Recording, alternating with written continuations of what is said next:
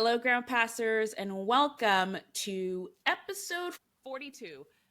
I was looking back, researching the next few episodes and checking ratings and stuff. And thank you, everyone, who's left ratings for us. It's really nice to read those. But we've done a lot of episodes, Nick. I mean, yeah, it feels like it. Is that including or not including mini pods? That is not including mini pods. So imagine all of our ground pass on sites, mini pods and all of that stuff. And I don't know, it was a nice moment to look back on our very, very, very short history. And just, I don't know, I'm proud of us. We were consistent, we did it, we committed to doing something.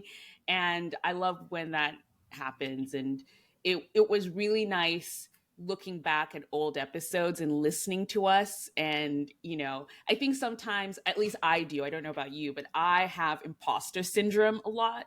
And I'm like, I'm not ready yet. I need to do this research or that research. And I don't know, I was just listening back to our old episodes and I thought, wow, we did a good job, Nick.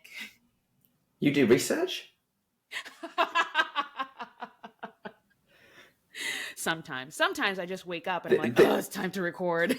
The listeners were not privy to the somewhat painful 15 to 20 minutes that existed before we started recording of when Nick arrived completely unprepared. But it's okay, Nick, because you're like an encyclopedia. You just come up with the stuff. And I'm like, how does he know that? It's just in there. It's like in there. Well, hello, everyone. This is episode 42.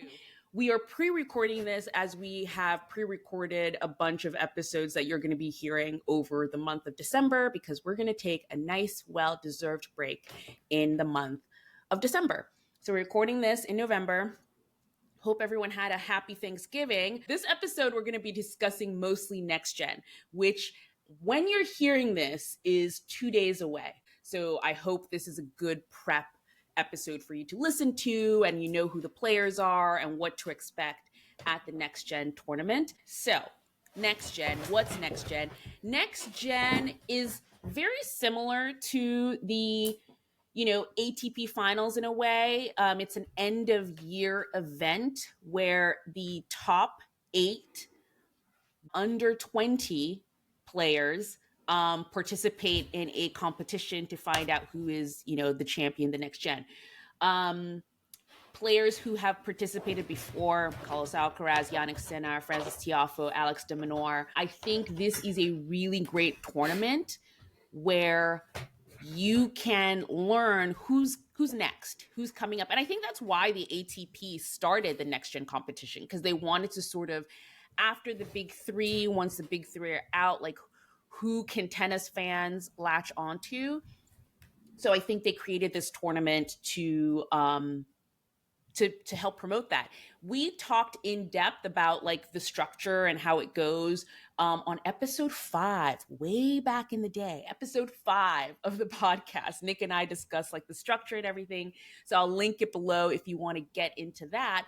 But we're going to focus here on Next Gen 2024, which will be back in Jeddah this year. Now, Nick, I love Next Gen.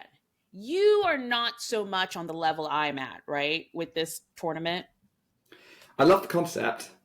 I think for me, where I lose interest is it's not worth ranking points. So it's not used as a boost for these new talents to kind of maybe give them a step up and really elevate them. There's a lot of they use the tournament probably is a good tournament for a lot of experimentation for different rules and formats. Great. I think it's a useful opportunity to discuss those, test those out. I'm really not a fan of the scoring system in it because they changed the scoring system. They do change the scoring system. You thought tennis scoring was hard enough. Next Gen just does something new. It's first to 4 games in a set, essentially. They're shorter sets. And it just, I think that in particular, plus the fact there's no points on the table, it just makes it feel like an exhibition for me. And I don't watch exhibitions. Because I watch enough tennis as it is, and too much tennis as it is. And I think you can tell when people aren't necessarily going for it. Now, I think these younger guys are wanting to kind of get themselves on the map, and it is noticeable that maybe up until in previous iterations of Next Gen, you've got an idea of who those next big players are going to be. Maybe less so with the last couple of winners, but Yannick Sinner and Carlos Alcaraz have won it, and look at where they are right now. Look at them now, yeah. So I love the concept. I'm not a huge fan of how it's executed. So yeah, I think that's kind of where I'm at with it. It's I don't hate it. It's just not something I get excited about. But I will look at the list of names. I'll talk about who won it. I'll pay attention to it. I totally get what you mean when you say, maybe previous years, they've been bigger names that have played it, and you're like, oh yeah, I see where they're going. But I think maybe that's a little bit of recency bias in the sense that, now we know they're really big and they're really great. But at the time, did anyone really, not anyone, because they're definitely the diehards who watched them when they were 12 playing junior tennis, who picked them out to be great. But maybe not the casual person would have known about them at the time. To just pick last year. So last year, the top 8 that played were Arthur Fils, Abdullah Shabal, who was a wild card. Nick and I were talking about this earlier. I don't know if there are wild cards this year. Luca Nardi, Flavio Caboli, Dominic Stricker, Luca Van Assche, Alec Michelsen, and Hamad Medvedevic. Now, that is a group of players who, yes, a lot of them you might not know, but some of them had some really great moments this year, so they were part of the 2023 group, and Luca Nardi went on to Indian Wells to have an epic match where he beat Novak Djokovic. Flavio Caboli has had a pretty good year. He was part of the Italian Davis Cup team. He didn't play the finals because he was injured, but he has a new sponsorship with On. And I remember watching him practice with Carlos Alcaraz at the US Open this year. So he's definitely up and coming. Alex Michelsen, last year was his first year on tour professionally, and he made it to Next Gen. This year, he definitely backed that up, and he's doing pretty well. So Arthur Fils has won a few, tournaments this year. So it's definitely been a good year for a lot of these players. Yes, there's some of them who did not quite have a great year. I would pick out Hamad Medvedevic, who won the tournament last year and then kind of disappeared. He played one of those disappearing acts where he was gone, but he recently actually got to the final of the Belgrade Open, where he lost to Denis Shapovalov, but he seems to have been injured and is coming back. Dominic Stricker was injured all year. And Abdullah Shabal, I don't really know what happened to him. He just actually kind of dropped off. He was a wild card last year because of the host country, but I think he has been a player that's been talked about before, but I don't really know what happened to him this past season because I didn't really see him, in later draws at tournaments. But yeah, so that's a group of players that, yes, they're not household names. Maybe Arthur Fils at this point is a household name, but they're definitely coming up, and the majority of them, I think, prove themselves as the quote unquote next gen coming through. Now, there's some changes that I just want to mention really quick to this tournament this year, because before we go into who's playing, maybe we don't know for sure yet, but we'll see. But changes this year, last year and all previous years, Next Gen has been under 21. It is now an under 20 competition, which is good and bad. Well, I don't know, because I guess they are really going for the next gen, so the younger players. But for example, because if it was under 21, Carlos Alcaraz and Holger Rune would still qualify. And we know they're not playing next gen anymore. They're way past the next gen. But someone who would have qualified that I kind of miss seeing him in a competition kind like this is Giovanni Mimpeshi Pericard. He's under 21, but now because the competition's under 20, he wouldn't qualify. But then again, he's now top 50. So does he really need a competition like this to sort of boost his notoriety, as they will say? But that was one big change. to the tournament. Also, another change that I want to ask you about this, Nick, because I actually kind of think it's genius. So, Next Gen, all the previous years, was earlier on in the season. It was actually kind of like late November, early December, It was pretty much basically straight right after after the the. ATP Finals or around that Yeah, Davis Cup. exactly. So it was pretty late in the season and then like flowed into the off season, which was always kind of like, okay, great, there's something to watch tennis wise, but was it a smart decision for tennis players? Well, now Davis Cup is December 18th to the 22nd, which Davis is Cup. not Davis Cup. the next gen, the next Just gen tournament. clarifying, because we just had You Davis just Cup. clarified, not the Davis Cup. No, the next gen tournament is December 18th through the 22nd of December, which is well into the off season and actually basically a week before the 2025 season starts. I think for these players anyway, and I don't know what you think about it, Nick, but I think this is a really great warm up to the new season for these guys. I can see it being that, especially since they're not necessarily, a lot of them aren't necessarily going to be finding it easy to get into the week one Australia events. The exception to that probably being Artifice, maybe someone like Jerry Shang or Coleman Wong at the Hong Kong Open. Yeah. But yeah, they're going to have to their rankings. There's going to be a bit more of a struggle. So I could see it being that. I guess my question would be: is it in a time slot that is going to get many viewers? If the whole purpose is to promote the next gen coming through, is the week kind of before tennis season kicking off and the week over Christmas the right time for it? I guess the only way of finding out is to try. Right. But that would be my initial responses. Are you sure people are going to watch during that week? Right. Which actually brings us, I don't think we've actually mentioned where you can watch it. In the States, you can watch this on Tennis Channel. I think last year, when I was listening back to the episode last year, it was Tennis Channel as well in the UK. Is it Yeah, still it will be that? It should still Okay. be Tennis Channel International, I think. Okay. But yeah, so I wonder if because did Sky get the rights to some things, but maybe they don't They have got it. the rights to the ATP and WTA tours, so maybe it counts as being part of the ATP tour that it would come on Sky. Yeah. I'm not 100% sure. I'll look into that, and if it is, I'll put it in the show notes for sure. But you can watch it in the States on Tennis Channel. But yeah, I kind of get what you mean in that sense, but I don't know. Time will tell. We'll see how many people watch it. I think it is a dead time per se, and with tennis, maybe people might be interested in just having some live tennis on to watch during the holidays.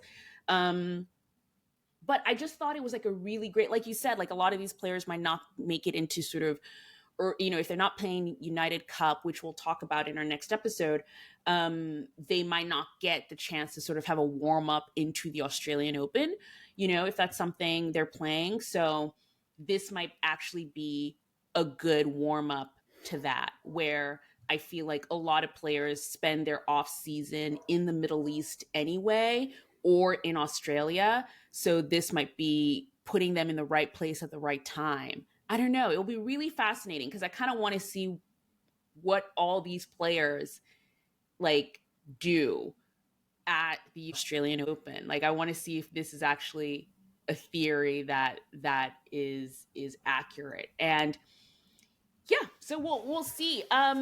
There's some things I am looking forward to specifically in this tournament. We discussed a little bit. Nick said, for example, earlier, Next Gen is a place where the ATP tries to trial some new rules. So, for example, the first time we saw video review was at Next Gen. The first time we saw the reduction of the shot clock, which is the clock that sort of counts down to when a player needs to serve, that started at Next Gen. So, it's a really good place to see. I always say it's funny that they're trialing these things on young new players. who are really not on tour a lot. I'm like, trial these on the older guys. Let's go.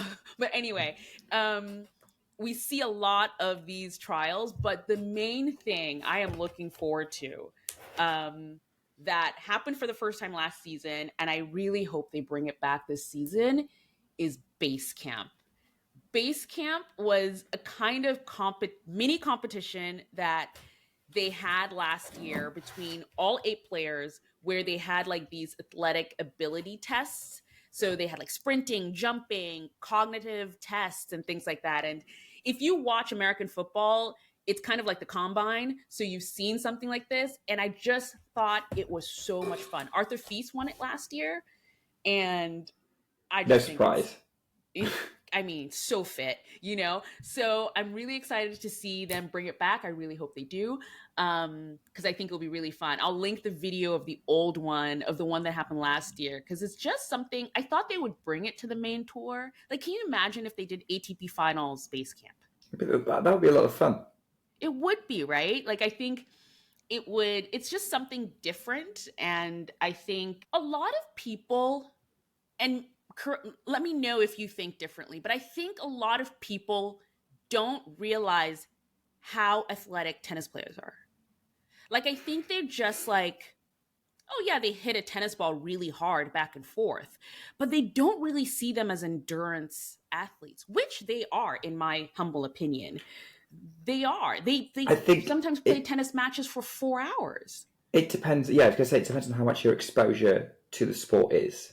Yeah. Like, when I talk to my friends who don't follow tennis, I talk about some of the amazing feats of, like, I'll talk about that the tennis ball is traveling as fast as a car on freeway, if not faster. And I talk about matches that last for 3, 4, 5, 6 hours.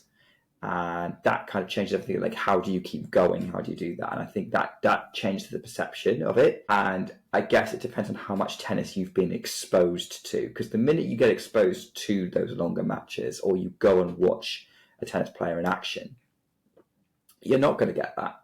And you're just watching clips or have it or whatever in the background. So it's the same with a lot of other sports, people talk about, how fit are football players really, or they're Formula running One around drivers constantly for 90 minutes with only a 15-minute break, guys. It's exhausting. I've tried to do it. I'm shattered by the end of it. Or Formula One drivers. In the other one, like, those guys are literally pushing against the force of gravity with their head. So I kind of get it, but I think it's really great to have these sort of endurance test things. And I mean, I'm just thinking out loud, but if you had these sort of like base camp tests with the players, and then maybe at live tournaments there could be like mini version for real fans to try out to see if they can hit the same times, which they won't be able to. But I think that's like a fun interactive thing where it's like, Arthur Feast has his stats and his numbers. Can I beat Arthur Feast? Can I meet that? Because, for example, all the videos, like when I don't know if you watch a lot of marathon running, but when all the runners are trying to break a 2-hour marathon, and people try and match the speed on a treadmill that they're going at, and you can just see how impossible it is if you're not a professional runner to hit that speed for that amount of time. I think that's really great, like, fan interaction moments. What that sport could have. That would be great for. It's for all the guys who claimed they could get return Serena Williams serve. That too. All the men who claimed that. I actually watched a really cool video. Oh, if I can find it, I will link. But Laura Robson did this with like a comedian who actually did play tennis. Like, he was a comedian who played tennis. I think he's the one who does all the like impressions of tennis players and stuff. So he actually plays tennis, but it wasn't if he could return her serve, but it was about like if he could actually win a set against her. And no hope. It was demoralizing for said man. But back to Next Gen. Okay, who is playing this year? So we have the list of the 8 players who've qualified, and I also have 3 of the alternates. So people, basically the 3 players right under them. I don't know if all of these players are going to qualify, especially since a couple of them participated last year. So we'll see. But basically, the players who have qualified this year: Arthur Fils, Alex Michelsen, Jakub Mensik, Jerry Shang, Lerner Tien, Luca Van Assche, Nishesh, Basavareddy, and Joao Fonseca. The alternates are Martin Landeluz, Coleman Wong, and Henrique Rocha. I think I got all those semi-correct. But those are the group of players who are on. And Nick, again, I don't like to pat ourselves on the back, even though I tend to do that a lot of the time. But in the 8 players who've qualified, we have talked about these group of players a lot on this podcast this past season. On the whole, yes, there are 1 or 2 names that we haven't mentioned before. Right. Which we will talk about now. But I think, this is a pretty... I was looking at the group and I was like, wow, we've mentioned a lot of these players. I mean, Arthur Fils, Player of the Year. I remember the episode where we gave Jakub Mensik and Joao Fonseca joint players of the fortnight, and we were hyped up on them for a good couple of months. Yes. Still are. You've mentioned Lerner Tien in a few things, either on podcasts or on site stuff or social media posts. Alex Michelsen is a name who's been in the mix and been talked about in the mainstream media a fair bit. I'm sure we've talked about him at one point. So really the only 2 players that we haven't covered are Luca Van Assche, who has been around for a bit, and Nishesh Basavareddy. Yes. Those are the 2 I think we haven't. Nishesh Basavareddy, I mentioned briefly, and I actually have an interview with Nishesh. He was at the Challenger event that I went to. This will be coming later this month of December. But it was actually kind of funny to see when I was interviewing him at the time. He got to the final of that Challenger. And I was talking to him and I was like, what are your plans for the rest of the year? And he's like, well, I'm going to some challengers. I have 1 more to go. And then I'm going to try and qualify for Next Gen. And he did it. So there we go. But yeah, Luca Van Assche has been around for a while. And he also was at the Next Gen last year. I think I was more into him, not into him or not into him. Like, it's not binary like that, but I think I definitely followed more of his matches last season, but he hasn't really been in my sort of... I mean, he and Arthur Fils, they're both French. They've come up at around the same sort of time, right? They're similar ages. Is Van Assche now 20? Yes. Yeah, because I remember seeing them both when I was looking down the ATP rankings, kind of around last year, middle of last year, maybe, and trying to look for the next people breaking through. When I saw their names kind of at the top of the list, I was like, okay, let's watch these 2 French guys. And yeah, Van Assche hasn't pushed on in the same way as Fils has, but given they're the same age, Fils is now a top 20 player. And Van Assche is not. He's still knocking around sort of scraping the top 100, if that. So maybe going back into the Next Gen and having another crack at it will do him some good in kicking off his season. But yeah, that would be... I think it's good to cover these 2 guys because we haven't really yet. Whereas the others, we've talked about a little bit. I mean, I'm really big on Jakub Mensik. Very excited about what he can do.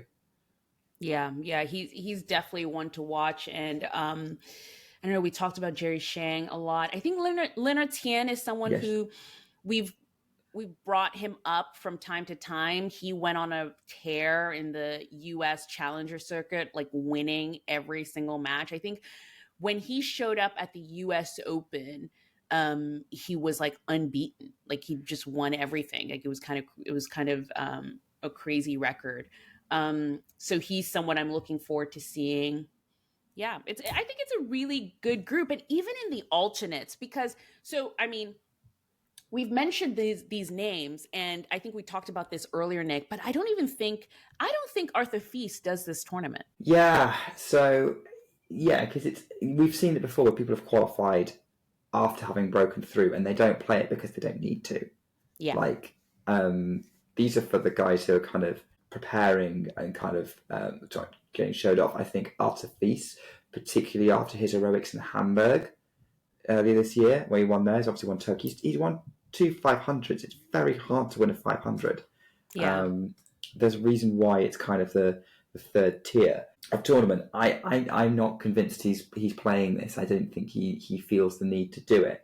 Right. So I would not be surprised at all if that was the case. And then so yes, I guess we will probably be seeing Martin Landaluce playing. So yeah, I tell you what, this is a very good tournament to watch if you're American.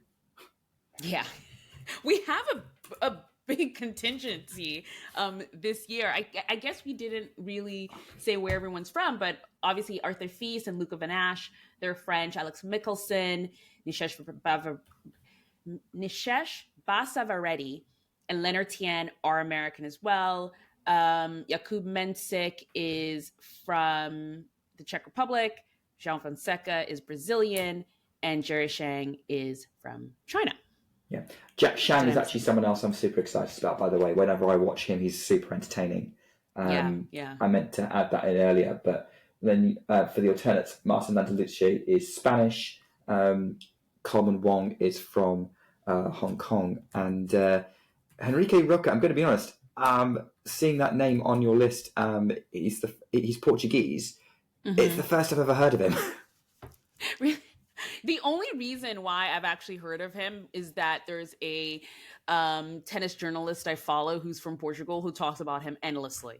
Oh, is that Jose? When it's like me, I would talk about the American players all the time.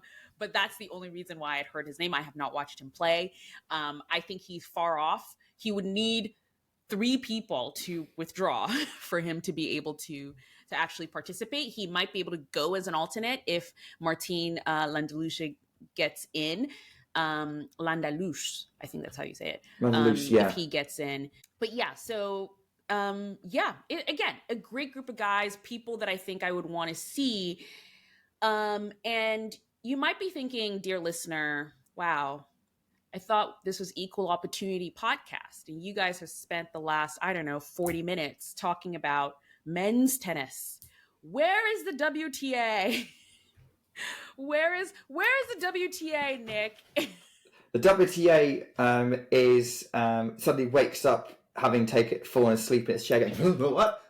Oh, yes. The next gen, you say, been there, done that. Because they have. Anastasia recently discovered this. I remember this happening a few years ago. They did have an equivalent. It was called WTA Future Stars, and it finished about 6 years ago. Naomi Osaka's the most notable person who won it. So they did do it at one point. There are rumours that Saudi Arabia want to introduce another WTA Next Gen to go alongside the ATP. But it's all rumours right now. I don't know what the reasons are. Maybe that wasn't getting the traction or the viewers that they wanted. Maybe it's because WTA stars tend to break through at a much younger age than ATP stars, and so there'd be a lot more established names, and you wouldn't necessarily be highlighting the cream of the crop for the next generation in the process. That's a possibility, but yes, the reason we're not talking about it is the WTA don't have an equivalent. Right, but because we are ground pass and we're equal opportunity, and what if we were to have a ground pass WTA Next Gen? Can you imagine if we were a naming sponsor one day? Ground pass WTA Next Gen event. I mean, sure, that would be cool. We'd be official Next Gen podcast. I mean, by the way, ATP, if you need an official Next Gen podcast, Anastasia will fly to Riyadh right now. No, Jeddah. Jeddah. Right now. I would fly to Jeddah right now. Let's go. But yeah, what are the top 8 players under 20 in the WTA that our audience should look forward to in 2025. So there might not be a real, WTA Next Gen yet, but we want to give you 8 names to look forward to in 2025 that you can check them out, see how they play, and, maybe find a new player to be a fan of. So, Nick, over to you. Yeah, so if the WTA Next Gen worked in the same way as the ATP Next Gen, and I think that's the simplest way of looking at it, we could already tell you which 3 players who wouldn't be going, even though they qualify.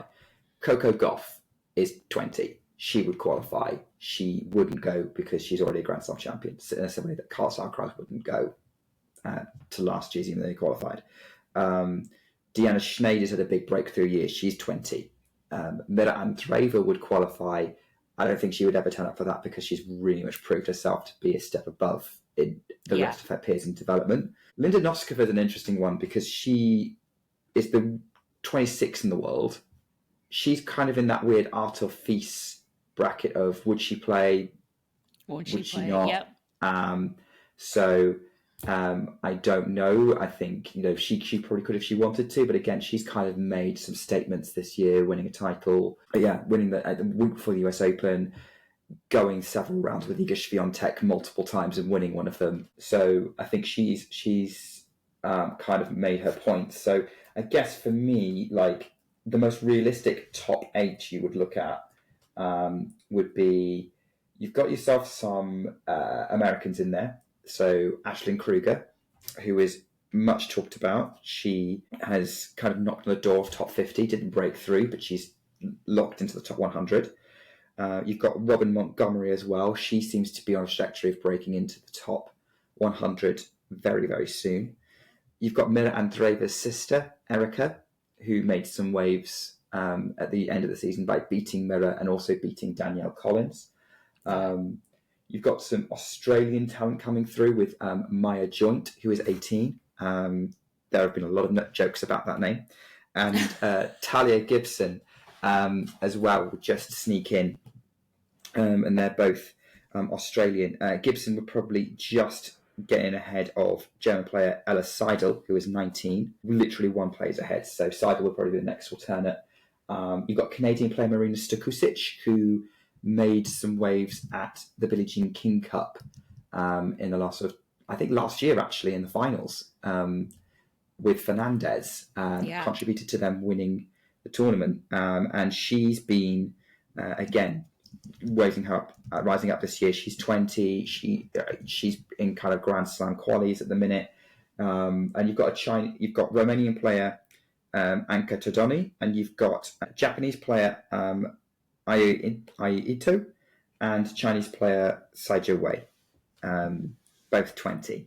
Now, they aren't necessarily the players that everyone's super excited about. You'll notice, I think there are some players, like you've got Czech teenagers, sort of like 18, 17-year-old Sarah Bayek and Brenda Kvitova, who I mentioned in the last episode. And the reason is that they've been injured and so their progress has been halted, but they would be worthy of wild cards because they are very much lauded as the next, like, part of the next gen. But I will say they are young enough that they would probably be likely in the next one in 2025 when they come to make the list at the end of next year. Similar with another Australian player called Taylor Preston. I think if you're an Australian tennis fan, you should be very excited by this next generation of women's tennis players coming through. Filipino player Alexandra Ayala is someone who's been talked about a fair bit. So there are those names out there, but just to kind of throw it out there, if you want to, as potential wildcards, there's a lot of young talent coming through. It gets even crazier when you start looking at the under-18s as well, particularly if you're British. Us Brits will have to wait a little bit longer before Katie and Emma get some company at the top. But Katie, Emma, Sonai and Harriet get some company at the top of the game. But for now, I'd say if you were to do your WTA Next Gen, the line will be Ashlyn Kruger, Erica Andreeva, Robin Montgomery, Maya Joint, Anka Todoni, Marina Stokusic, Ai Ito, and Saizhou Wei. Good group. Good group. Definitely some people I don't know in that group, and I'm gonna, look them up and see where they're at. But yeah, I think in general, I do love the idea of next gen and what it can do for players, introducing them to fans who've maybe never heard their name before. And I don't know, Nick, maybe we are the next gen podcast, and that's just what's going to be our thing. Is introducing these young bright talents to our listeners. If you want to pick three names who are going to stick in your brain from that in the short term, I mean, obviously, if you're American, Kruger and Montgomery, we're going to keep talking about them probably. But Yeah. for like when you're listening to this, we'll be gearing up for Australian Open. Probably it'll be like a month away. Got to get through Christmas and the holidays, and then we're in Australia, guys. But Maya Joint, Talia Gibson, Taylor Preston, they're going to be making waves in Australia. So I'd say if you want to hold three names to keep an eye on and watch, particularly if you're getting ground passes in Australia, they're the ones you want to be looking at. Definitely, 100%. So again, next gen, it's going to be in Jeddah this year again. It is going to be December 18th to the 22nd. It'll be on Tennis Channel for sure. And if there are any other locations that it will be airing, I will put in the description of this episode. Nick, we've come to the end of another episode. Thank you, everyone, for joining us.